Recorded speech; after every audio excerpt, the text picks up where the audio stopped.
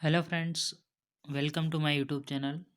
और ये आज का जो वीडियो है वो क्लास 10th के चैप्टर फर्स्ट का पार्ट 3 का है। आज के वीडियो में हम आगे के 3 इम्पोर्टेंट टॉपिक की बात करेंगे। पहला टॉपिक होगा अपना पीने योग्य जल के गुण। पीने योग्य जल के गुण। दूसरा होगा दूषित जल का प्रभाव। और तीसरा टॉपिक है मोटापा। तो पहले इन तीनों टॉपिक के जो इम्पोर्टेंट क्वेश्चन है उसमें सारा टॉपिक भी कवर हो रहा है और क्वेश्चन भी कवर हो रहा है। तो पीने योग्य जल के क्या गुण होना चाहिए, यदि ऐसा क्वेश्चन पूछा जाता है तो तुम्हारा आंसर क्या होगा। जो पीने योग्य जल है वह गंधहीन, उसके अंदर गंध नहीं आना चाहिए। पीने योग्य जल कण रहित, मतलब उसमें कण नहीं होना चाहिए। निर्मल, स्वच्छ और पूर्ण रूप से कैसा होना चाहिए, पारदर्शी, जिसके हम आर पार देख सकें।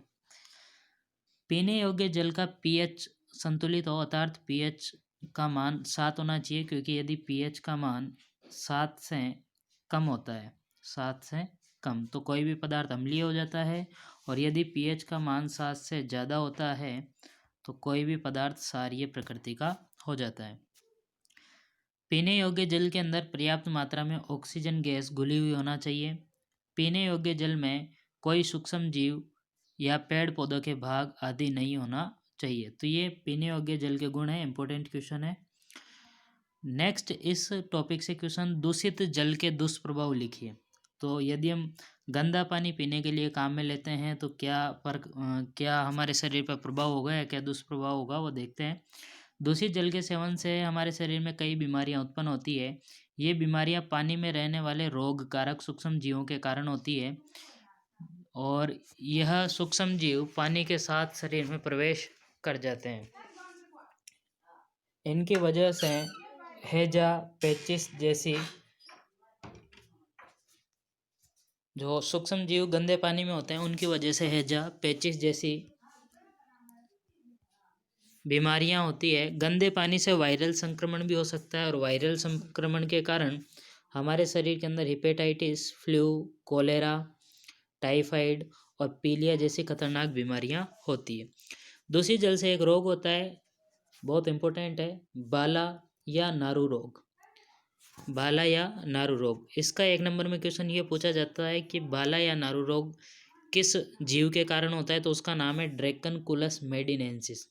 बाला या नारू रोग किस जीव के कारण होता है, ड्रैकनकुलस मेडिनेंसिस। और ड्रैकनकुलस मेडिनेंसिस क्या है, तो यह एक कृमि है। कृमि क्या होता है, तो धागे के जैसे छोटे छोटे जीव होते हैं जिन्हें हम क्या कहते हैं, कृमि कहते हैं। देखो, इसकी जो मादा कृमि है ड्रैकनकुलस मेडिनेंसिस की, वो अपने अंडे सदैव परपोषी के शरीर के बाहर, मतलब मनुष्य के शरीर के बाहर जल में देती है। और यदि इस जल का उपयोग मनुष्य करता है तो ये रोग मनुष्य में फैल जाता है। संचरण कैसे होता है, ड्रैकनकुलस मेडिनेंसिस जल में इसके अंडे साइक्लोप्स नामक आर्थ्रोपोडा जीव के शरीर में लार्वा के रूप में मिलते हैं। जब मनुष्य ऐसा पानी बिना छाने हुए पी लेता है जिसमें साइक्लोप्स जीव हो, तो कृमि के लार्वा मनुष्य के शरीर में पहुंच जाते हैं, जहां से वह आंत और पूरे शरीर में फैल जाते हैं। जलीय संक्रमण रोग, दूषित जल के पीने से विषाणु संक्रमित रोग, पोलियो और हेपेटाइटिस ए हो सकता है।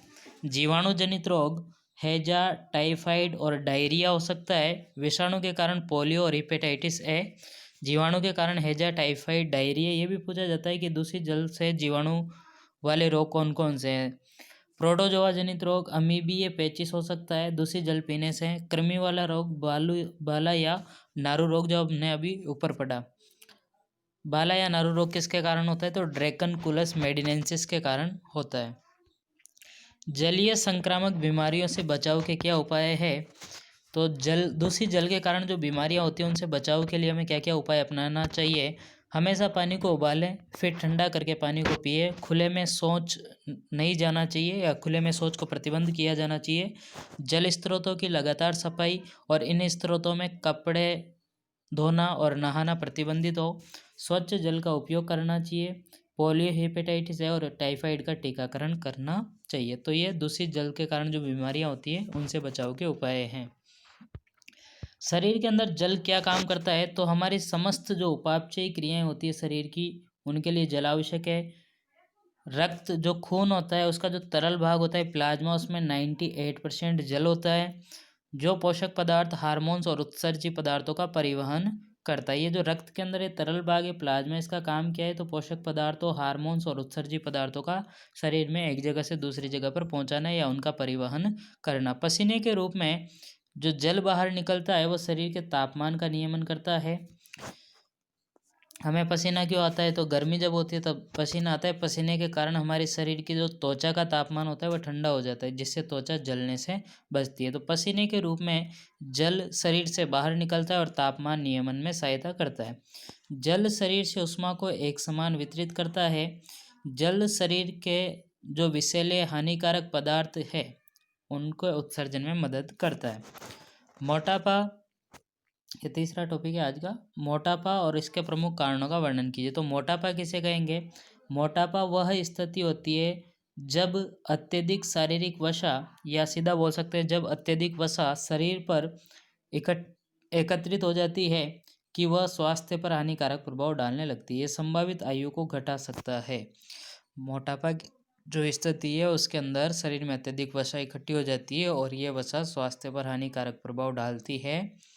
मोटापा के कारण जो आयु होती है, उम्र होती है, वो घट सकती है। नेक्स्ट अपने इम्पोर्टेंट एक चीज़ आती है BMI। क्या होता है, BMI की फुल फॉर्म होती है आपके बॉडी मास इंडेक्स। हिंदी में इसको कहते हैं शरीर भार सूचकांक। मानव शरीर की भार व लंबाई के अनुपात को बॉडी मास इंडेक्स BMI कहते हैं। जब ये अनुपात 25 किलोग्राम प्रति मीटर स्क्वायर के बीच हो तब मोटापा की पूर्व स्थिति होती है। जब BMI का मान 30 किलोग्राम प्रति मीटर स्क्वायर से अधिक हो जाता है तब मोटापा की स्थिति होती है। बहुत इंपॉर्टेंट है, यहाँ से 1 नंबर का क्वेश्चन बनने की संभावना है। मोटापा निम्न कारणों से हो सकता है। मोटापा क्यों होता है, देखो शरीर का वजन बढ़ने से, हम खाना कितना खा रहे हैं और उसका उपयोग कितना हो रहा है, उसको हम कह सकते हैं ऊर्जा के सेवन और ऊर्जा के उपयोग के बीच असंतुलन के कारण मोटापा हो सकता है। अधिक चर्बी या अधिक वसायुक्त भोजन करने से, जंक फूड व कृत्रिम भोजन करने से, कम व्यायाम या एक जगह जीवन यापन करने से, मतलब काम नहीं करना, स्थिर जीवन यापन कह सकते हैं उसको। शारीरिक क्रियाओं के सही ढंग से नहीं होने पर भी शरीर में चर्बी जमा होने लगती है। थायराइड ग्रंथि की अल्प क्रियता से भी मोटापा हो सकता है। कहा जाता है कि मोटापा कई रोगों का जनक है। ये कथन कहाँ तक सत्य है, तो मोटापा के कारण कई रोग हो सकते हैं, जैसे हृदय रोग, मधुमेह रोग, निद्राकालीन श्वसन समस्या और कई प्रकार के कैंसर, अस्थि संधियाँ आदि रोग मोटापा के कारण हो सकते हैं। ये तो थे क्वेश्चन जो इन 3 टॉपिक से बनते हैं। अब कुछ लाइनें हैं जो छूट चुकी है जिनसे क्वेश्चन बनते हैं। तो एक लाइन तो ये है, जल ऐसा पदार्थ है जो तीनों अवस्थाओं ठोस, द्रव और गैस तीनों रूपों में पाया जाता है। बहुत इंपॉर्टेंट क्वेश्चन है। जल पृथ्वी पर पाई जाने वाली एकमात्र ऐसी चीज़ है जो तीनों अवस्थाओं में ठोस, द्रव और गैस में मिलती है। उसके बाद में एक व्यक्ति को प्रतिदिन कम से कम 8 से 10 गिलास पानी पीना चाहिए। जो बाला या नारू रोग है, नारू उन्मूलन कार्यक्रम के प्रयासों से सन 2000 के बाद में बाला या नारू रोग का कोई रोगी नहीं पाया गया है। ये इम्पोर्टेंट है। तो फ्रेंड्स उसके बाद भी आपके पास 10th साइंस की किताब होगी। यदि आपको कोई डाउट है तो आप कमेंट कर सकते हैं, दिए हुए नंबर पर कांटेक्ट कर सकते हैं। और फ्रेंड्स यदि आपको ये PDF प्राप्त करनी है तो आप टेलीग्राम चैनल पर जुड़िए। टेलीग्राम चैनल की जो लिंक है वो डिस्क्रिप्शन में दी हुई है, एग्री क्लासेज 1996। वो जाकर सर्च कीजिए आप टेलीग्राम चैनल पर, आपको चैनल मिल जाएगा और वहाँ पर या आप जो नंबर दिए हुए हैं उन पर कांटेक्ट करके बोल सकते हैं, आपको ये PDF प्राप्त हो जाएगी। तो फ्रेंड्स वीडियो अच्छा लगा हो तो लाइक, कमेंट, शेयर कीजिए और चैनल को सब्सक्राइब ज़रूर कीजिए और अपने दोस्तों को वीडियो शेयर कीजिए।